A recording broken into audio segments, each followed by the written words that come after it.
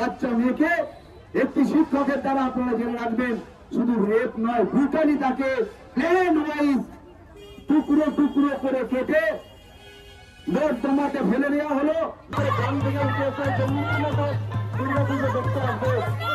जोहर के सनुगति जो कि समुद्र मान में नवा वीडियो रे तो ना वीडियो पे तो आगे नवा चैनल नहीं देते जाए जाए बाबू सब्सक्राइब कर चैनल सब्सक्राइब तो मुझे वीडियो जो भी कुछ एक लाइक तो मुझे कमेंट तो मुझे और शेयर तो मुझे और सनामटी अर्थात नवा वीडियो दो शेयर दो अलगुन हेडिंग तो बुना तो तीन वीडियो जो इतना सनामट पे बढ़ाया गया जे बीरभूम डिस्ट्रिक्ट ना रामपुर हाट ना बारामसी अतुरे जहाँ तो मई बिटी बाहर किसको साथे जहाँ नाचार कमी हुई क्या था तो होना नहीं है कि दुर्गापुर रे मिटांग विक्षोभ मिचिल को दोहो का थे तो सनाम हटिंग अरदास वीडियो पूरा वीडियो नियल तबुन पे और वीडियो पे स्क्रिप्ट तबुन मा चिकू को मेन कदा चिकू को बांग ना मिचिल रे चिकू हिना चिकू बांग सनामा नो वीडियो रे मिना तो वीडियो नियल तबुन पे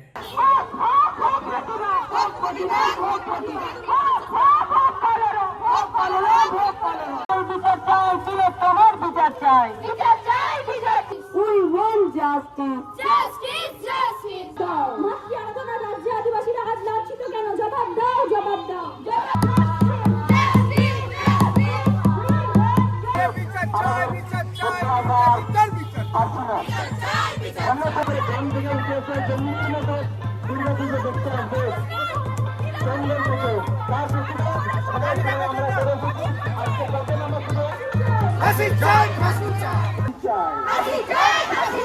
এই রাজ্য জুড়ে আদিবাসী নারী নির্যাতন অবিলম্বে বন্ধ করতে হবে।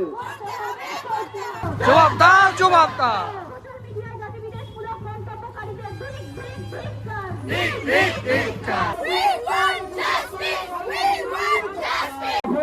সারা রাজ্যের মানুষ শুধু নয়, সারা ভারতবর্ষ এবং বলা যায় এই সোশ্যাল মিডিয়ায় সেই ঘটনা যখন ছড়িয়ে পড়েছিল সারা পৃথিবীর মানুষ যে যেখানে পেরেছে তারা কিন্তু প্রতিবাদ জানিয়েছিল, রাত দখল দিন দখল সবকিছু করেছিল। তার সাথেও কিন্তু আদিবাসী সমাজ কিন্তু সেই রাত দখলে বা দিন দখলে পিছিয়ে থাকেনি, তারাও রাস্তায় নেমেছে। বিভিন্ন বড় সংগঠন তাদের মতো করে সেই অভয়াকাণ্ডের প্রতিবাদ জানিয়েছে এবং সেই দোষীর যাতে চরমতম শাস্তি হয় তার জন্যও কিন্তু তারা দাবি রেখেছিল। কিন্তু আজকে দুর্ভাগ্যের বিষয় না, আমাদের আদিবাসী হওয়াটাই অপরাধ। হ্যাঁ, আমি আদিবাসী ফ্যামিলি থেকে বিলং করি, সেই জন্যই মনে হচ্ছে, কারণ আমাদের দেশে যেখানে নারী শক্তিকে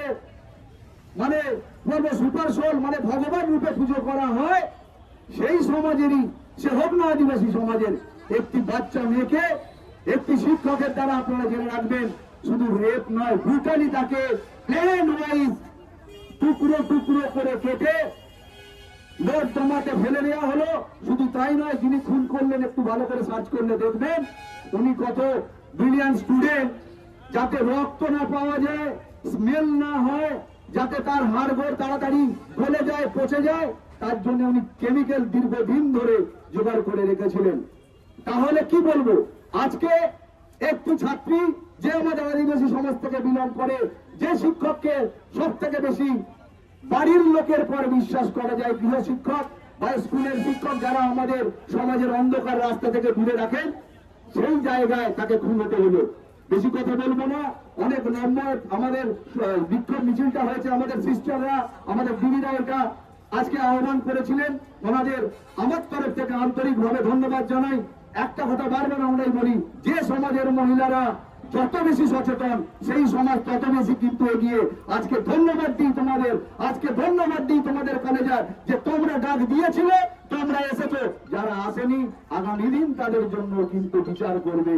আবো আদিবাসী তো সানাম জায়গায় যখন কে নৌকানা জাহানা প্রবলেম যাহার কে বনিয়েলা কমসে কম আবহাওয়া গাওতা সে আবহাওয়া সংগঠন বাংলার কাছে নিজেরা জাতি নিজেরা সমাজ বাঁচাও লাগি কোন লাহামা এবং গড় শপথ বনেম্মা আমার সোহিনী এবং উন্নতি দিদিকে হাজারবার আমি ধন্যবাদ জানাবো। এবার আমি হিরণময়কে বলবো, এরপর যারা যারা বক্তৃতা দেবে বাবু এক কথা বলবেন, যারা দাদারা দিদিরা এসছেন তাদেরকে একে একে ডেকে নিতে ধন্যবাদ।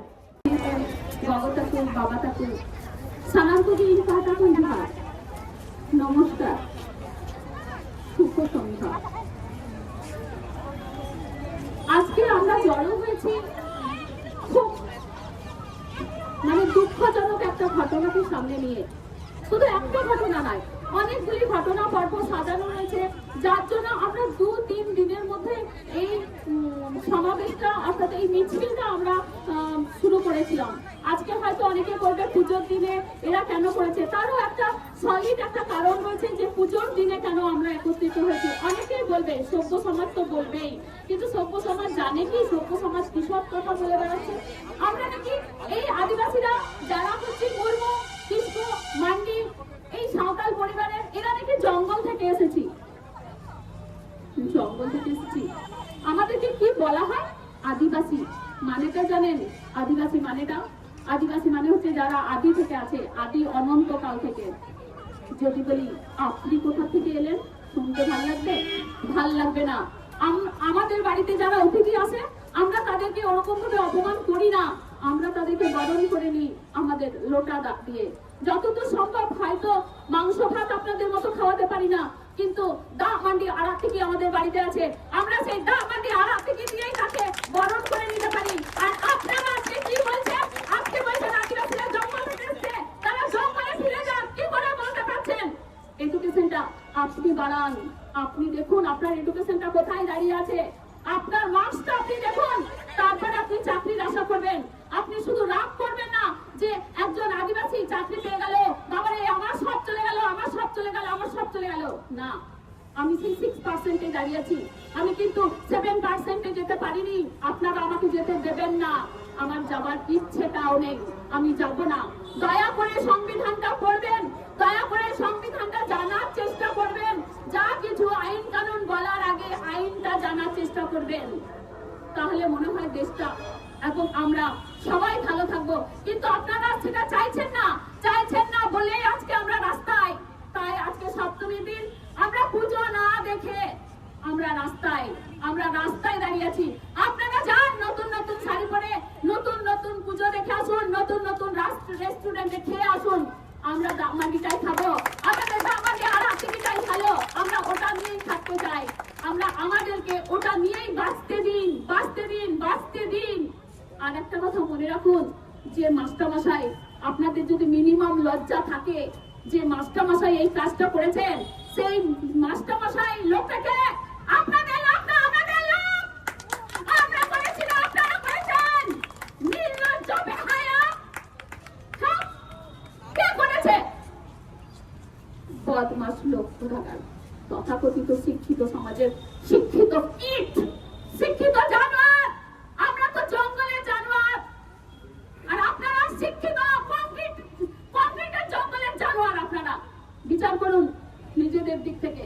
আমরা আজকে পথে নামতে চাইনি, আমাদের কোনো প্রয়োজন ছিল না, আপনারা আমাদেরকে পথে নামালেন, আমরা পথে নামলাম।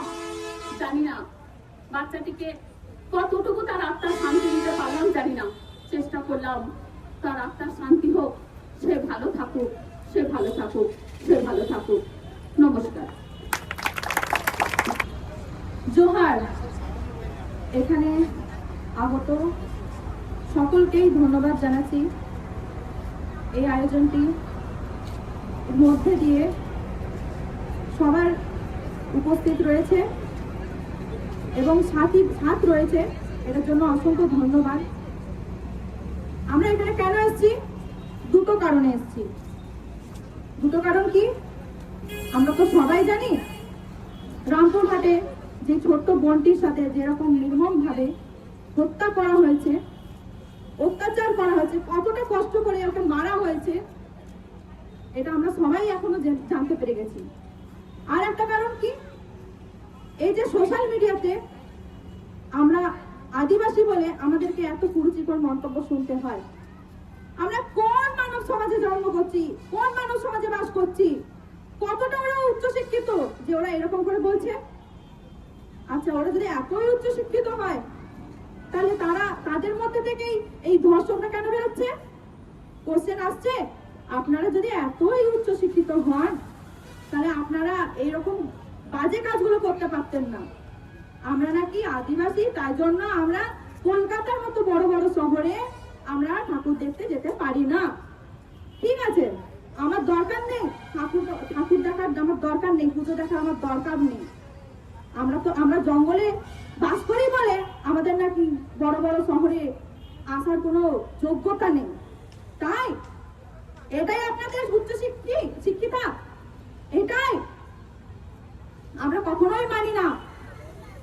আর হ্যাঁ, এই যে আপনারা বলছেন যে ঠাকুর দেখতে আসতে যাবে না, এরাও নাকি ভাগ বসাবে, তাহলে আপনারা চাঁদাটা চাইতে আসেন কিভাবে? চাঁদা চাওয়ার সময় তো মনে থাকে না যে এরা আদিবাসী?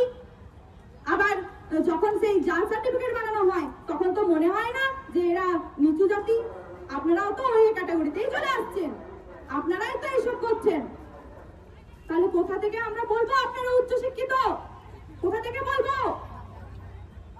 ভাবুন, আপনারা যে যারা যারা আমাদের মধ্যে থেকেই দুর্গাপুজো করতে যাচ্ছেন, তারা ভাবুন, ওরা নাকি বলেছিল ভাই ভাই আমরা থাকবো, সবাই একসাথে থাকবো। কোথায়? আমরা সেই আগের মতোই এই জাতি বৈষম্যটা কোনোদিনও শেষ হয়নি, এটা 2025-এ দাঁড়িয়ে এসেও বলতে হচ্ছে। একদমই না, আপনারা এবারে জেগে উঠুন। আমরা এই যে এখানে এত লোক জমায়েত হয়েছি, আমাদের আরো জমায়েত হওয়ার দরকার ছিল। আপনারা কোথায় আছেন? যখন আপনাদের সাথে হবে তখন আপনারা সহ্য করতে পারবেন তো?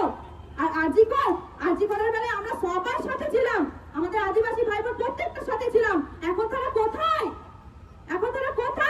আমাদের যখন আদিবাসী ছোট্ট বোনটির সাথে এরকম হলো, তারা কোথায়? আমাদের দাবি সেই মনোজ কুমার পালকে যেন চরম শাস্তি দেওয়া হয়। আর এই যে শ্রাবণী গাঙ্গুলি আর সুস্মিতা দাস নামক দুটো মহিলা যারা কুরুচিকর মন্তব্য করেছে, তাদের প্রতি যেন কঠোর শাস্তি নেওয়া হয়, কঠোর স্টেপ নেওয়া হয়। আমাদের এটা সকলের দাবি। নমস্কার। সকল সিটি সেন্টার এবং দুর্গাপুর বাসীদের আমাদের পক্ষ থেকে আন্তরিক জোহার জানাই। আমরা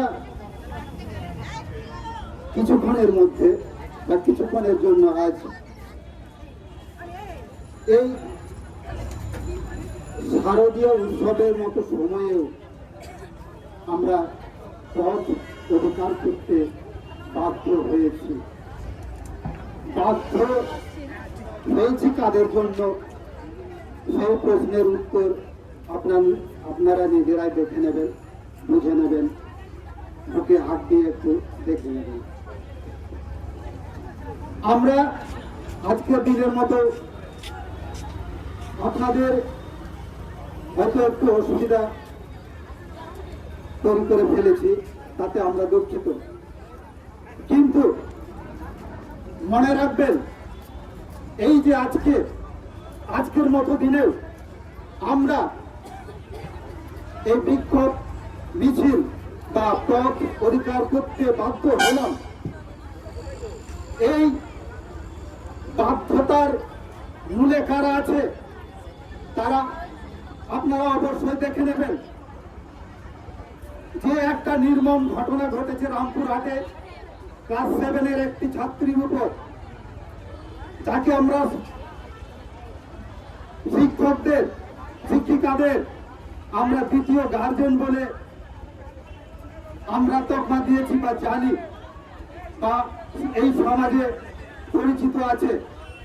সেই শিক্ষিত সমাজে যে স্কুলের একজন হাই স্কুলের টিচার যেভাবে একটা ক্লাস 7-এর ছাত্রীর উপর আচরণ করতে পারে, তাকে 20 দিন ধরে আটকে রেখে রেপ করে, ধর্ষণ করে, শেষ পর্যন্ত তাকে খুন করে টুকরো করে নর্দমায় ফেলে রেখেছে, সেইটা কোন সমাজ করতে পারে? আপনারা একটু নিজেদের মধ্যে প্রশ্ন করুন। আপনারা তো সমালোচনা করতেই ব্যস্ত, আপনারা তো এই দেশ দখল করতেই ব্যস্ত, কার দখলে কি থাকবে এই মানসিকতা নিয়েই তো আপনাদের এই মানসিকতাটাকে অসুস্থ করে ফেলেছেন।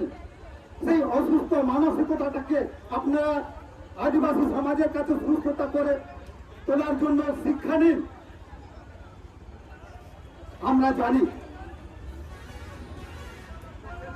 সায়েন্স বলে, চিকিৎসা বিজ্ঞান বলে, মারণ রোগ জীবাণু ধ্বংস করার জন্য যেভাবে আমরা তৎপর হয়, তাহলে সেই সমাজের মারণ রোগ জীবাণু এখনো কেন জীবিত আছে? সে কি সমাজ ধ্বংস করবে না? সে তো গোটা সমাজকে, গোটা দেশকে, গোটা রাজ্যকে সে একদম পচন করে ফেলবে।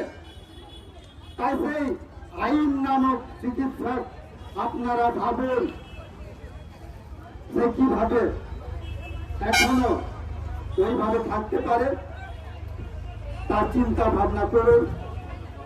এই কথা বলে আমি আমার এই সামান্য বক্তব্য এখানে সমাপ্ত করছি।